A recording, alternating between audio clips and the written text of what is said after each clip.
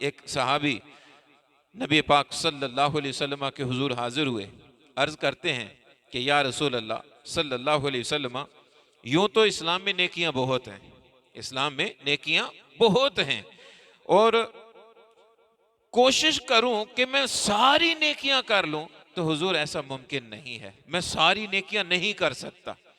تو یا رسول اللہ صلی اللہ علیہ وسلم، آپ مجھے کوئی نیکی بتائیے، کوئی بات بتائیے، میں اس بات کو مضبوطی سے تھام لوں، اس بات کو مضبوطی سے تھام لوں، گویا میں ایک وہی عمل کرتا چلا جاؤں، وہی عمل کرتا چلا جاؤں، میری بخشش کا وہی ذریعہ اور وسیلہ بن جائے۔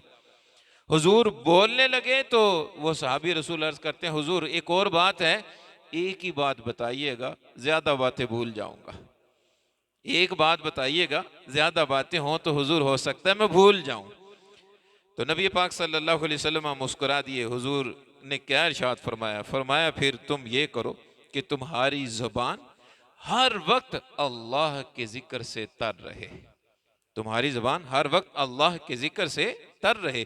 کتنی خوبصورت ایک بات ہے کہ صحابہ کا ایک جذبہ آپ دیکھیے کہ صحابہ سوچتے ہیں کہ یار نماز عبادت ہے، روزہ عبادت ہے، حج عبادت ہے، جہاد عبادت ہے، صدقہ و خیرات کرنا عبادت ہے، تلاوت قرآن کرنا عبادت ہے، تلاوت قرآن کرنا عبادت ہے، مختلف عبادات، تسبیحات، نیکیاں، وہ ساری سوچتے ہیں۔ تو پھر ساتھ سوچ کیا ہے کہ یار ہم چاہ کر بھی ساری نیکیاں نہیں کر سکیں گے، ہم چاہ کر بھی ساری نیکیاں نہیں کر سکیں گی۔ عبادت کی طلب ہے، عبادت کی حرص ان کے اندر موجود تھی۔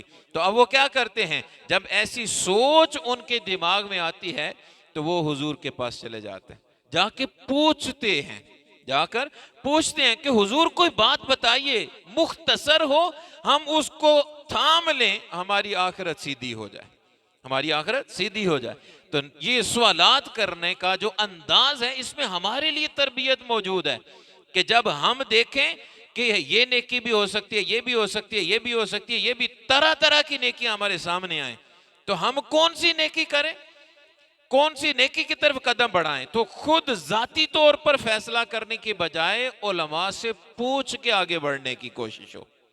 اب اس حدیث سے کوئی بندہ یہ نہ سمجھے کہ بھئی میں نہ نماز پڑھوں گا، نہ میں زکوٰۃ دوں گا، نہ میں حج کروں گا، نہ میں کوئی اور نیکی کروں گا، میں کیا کروں گا؟ صرف اللہ کا ذکر۔